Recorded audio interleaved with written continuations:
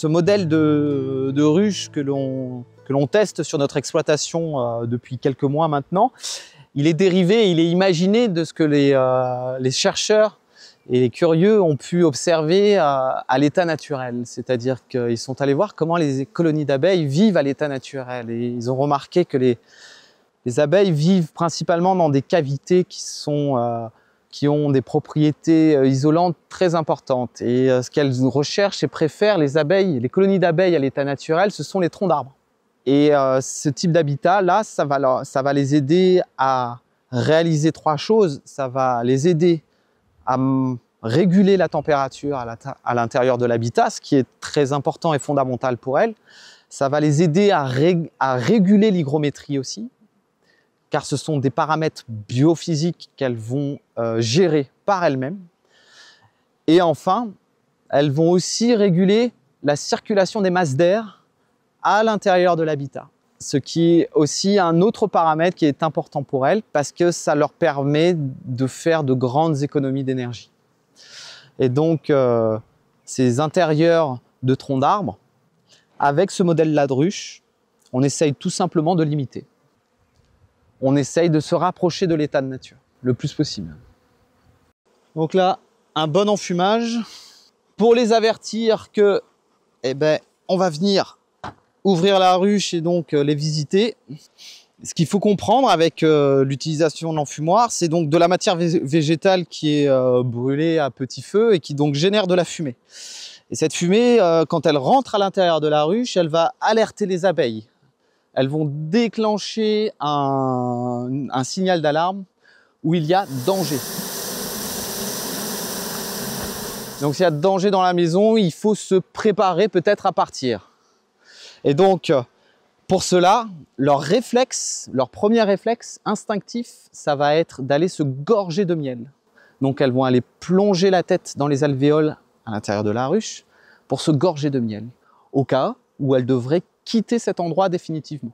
Il faut qu'elles partent avec des réserves. Et donc, l'astuce, c'est donc pendant qu'elles font ce remplissage de leur jabot, on peut visiter tranquillement. Elles ont leur attention détournée. C'est à ça que sert la fumée. L'intérieur de la ruche, on va commencer par la hausse. Donc là, voilà, on voit que la hausse est bien occupée par les abeilles.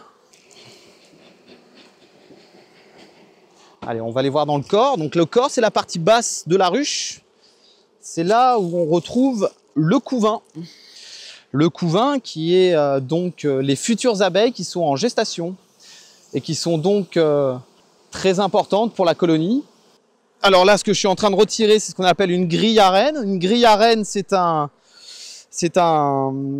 élément métallique qui en fait a une épaisseur suffisante pour laisser passer les ouvrières, laisser circuler entre la partie haute et la partie basse le corps, mais qui est suffisamment petite pour éviter à la reine d'aller dans la partie haute, dans la hausse.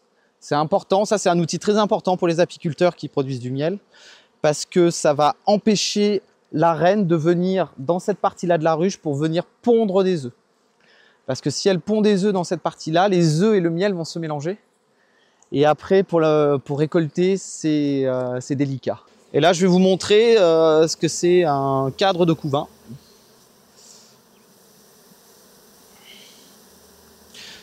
Voilà. Ça, c'est un cadre de couvain. Donc le couvain, c'est cette partie marron clair, là, brune. Ici, là. Tac. Donc sous cette fine opercule, on a des abeilles en gestation qui sont en train de terminer ce qu'on appelle leur nymphose, leur développement. Et ensuite, quand elles auront fini leur nymphose, elles seront donc aptes à émerger. Et elles émergeront à l'état adulte. Là, sur un cadre de ce format-là, vous avez environ 3600 cellules qui sont toutes occupées par du couvain. Donc vous avez sur une face, vous avez à peu près 3600 abeilles en gestation. Donc sur un cadre complet sur les deux faces, 3600 x 2, ça fait 7200 abeilles sur un cadre. On a des cadres de ce type-là dans cette ruche-là, on en a 1, 2, 3, 4, 5, qui sont tous comme ça. En printemps-été, on va dire que la population moyenne à l'intérieur d'une ruche, c'est 60 000 individus. Alors, je vais chercher un cadre, peut-être avec la reine dessus. On va la voir. Elle est ici, avec son petit point rouge. Elle a un abdomen bien noir pour une buck, hein.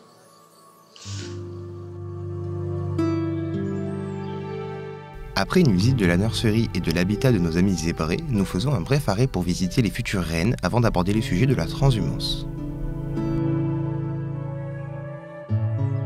Alors la transhumance des abeilles, c'est un déplacement qu'on fait avec généralement un poids lourd qui vont nous permettre de déplacer un certain nombre de ruches, plusieurs dizaines, d'un endroit plutôt localisé autour de la mielerie vers une zone géographique où la flore est intéressante pour la production de miel. Alors nous, on transhume beaucoup en région Rhône-Alpes. On va sur des zones qui sont saturées en acacia, en châtaignier et en tilleul. Et au printemps, c'est-à-dire généralement vers la fin avril jusqu'à la fin juin, nous allons dans ces zones-là pour produire 5 à 6 variétés de miel différentes. Et donc on fait plusieurs centaines de kilomètres avec nos ruches pour un seul voyage, une seule transhumance. Et on a calculé sur notre exploitation le nombre de kilomètres parcourus pour la transhumance avec notre cheptel, et on est aux alentours de 30 000 kilomètres par an. En ce qui concerne les terrains, on contacte les agriculteurs locaux, qui eux sont généralement exploitants de grandes surfaces, donc il est facile pour eux de nous trouver des petits coins où on puisse poser nos ruchers. Nous, on n'a pas besoin de beaucoup de surface, il nous faut entre 300 et 500 mètres carrés pour que notre rucher puisse être bien installé. Donc oui, on recherche des paysans, des agriculteurs, on va toquer à la porte de leur ferme et puis on leur demande si ça les intéresse d'accueillir des abeilles pendant une courte période. Et la plupart répondent oui, et du coup après on a l'autorisation d'aller avec nos ruches sur leur terre. Alors l'échange avec les agriculteurs locaux, c'est aussi comme ils nous prêtent leur terrain pour une certaine période, en échange on va généralement leur donner une partie de notre production, une petite partie de notre production. Voilà.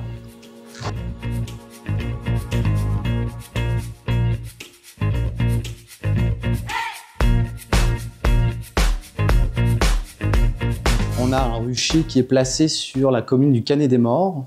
On est au cœur de la plaine du massif des Maures. Et dans cet endroit, dans cette zone géographique, on a une flore spécifique qui pousse sur un sol particulier, un sol dit maquis, qui a en fait à base de sable beaucoup et qui a une nature plutôt acide. Et sur ce type de sol, vous avez donc une flore spécifique qui pousse, notamment la bruyère blanche, qui est une plante mellifère et qui donne assez régulièrement. Et je suis allé faire la récolte il y a quelques jours. Et aujourd'hui, c'est extraction du miel. Le process est assez simple. On a des cadres qui sont pleins de miel stockés dans des boîtes.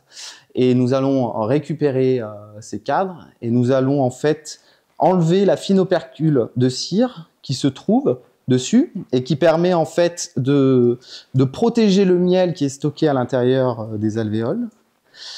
Et une fois que cette fine couche d'opercule est retirée, nous allons tout simplement transférer ce cadre dans une centrifugeuse qui va donc tourner à une certaine vitesse qui permet l'extraction du miel des alvéoles. Ok, allez, on referme.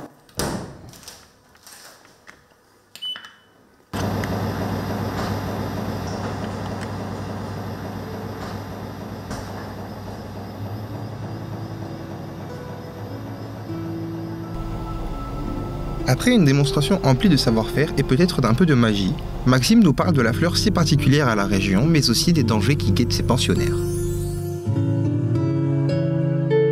Ici, en Provence, le frelon asiatique a débarqué entre 2010 et 2015 à peu près. Et nous, ça fait déjà bien 8 ans que qu'on lutte ici dans notre zone d'implantation contre sa présence.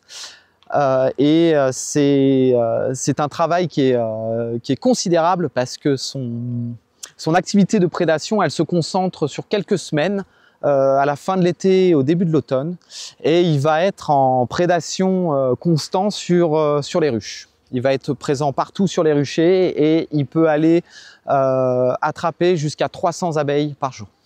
300 abeilles par jour. Mais le problème, c'est pas tellement qu'il va venir attraper les abeilles, c'est qu'il va induire une pression sur la colonie qui fait que les butineuses ne vont pas pouvoir aller travailler. Elles vont donc rester confinées à l'intérieur de la ruche. Et donc, pendant qu'elles sont confinées, elles ne peuvent pas venir alimenter la ruche en eau, en pollen, et quand ça se présente, en nectar. Donc, les colonies, elles meurent de ça. En fait, elles meurent d'épuisement de ressources. Ça nous oblige à disposer des pièges au printemps, sur tous nos ruchers, qui vont venir attirer des fondatrices. Les fondatrices, ce sont les femelles qui vont donc créer un nid, qui va se développer sur plusieurs semaines, au printemps et en été, et qui sera apte à être en prédation, comme je l'ai dit tout à l'heure, à la fin de l'été et au début de l'automne. Donc ça, c'est la première mesure que l'on met en place pour lutter contre le frelon asiatique. Mais nous avons aussi, donc, à la fin de l'été, le devoir et l'obligation de surveiller nos ruchers, surveillance constante, une surveillance journalière, pour venir attraper et supprimer du frelon qui s'approche de nos ruches. Ça, c'est un travail qui est fastidieux, qui prend beaucoup de temps, mais qui est nécessaire, sinon vous risquez de perdre un grand nombre de colonies. Moi, j'ai des collègues apiculteurs qui ont eu des ruchers entiers décimés, complètement décimés.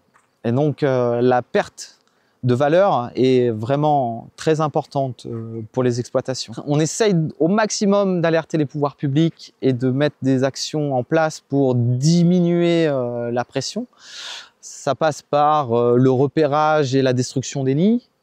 Ça passe par des campagnes de sensibilisation des citoyens qui nous aident aussi dans la lutte, qui peuvent mettre à disposition des pièges au printemps sur leurs propriétés. Et puis, les pouvoirs publics ont mis en place une mission de recherche auprès de laboratoires spécialisés pour développer des pièges sélectifs qui permettraient justement de lutter efficacement contre la présence du frelon.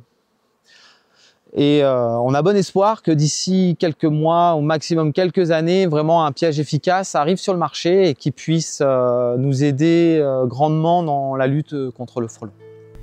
Une proposition de loi visant à endiguer la prolifération des frelons asiatiques, considérés comme nuisibles, est aujourd'hui à l'étude.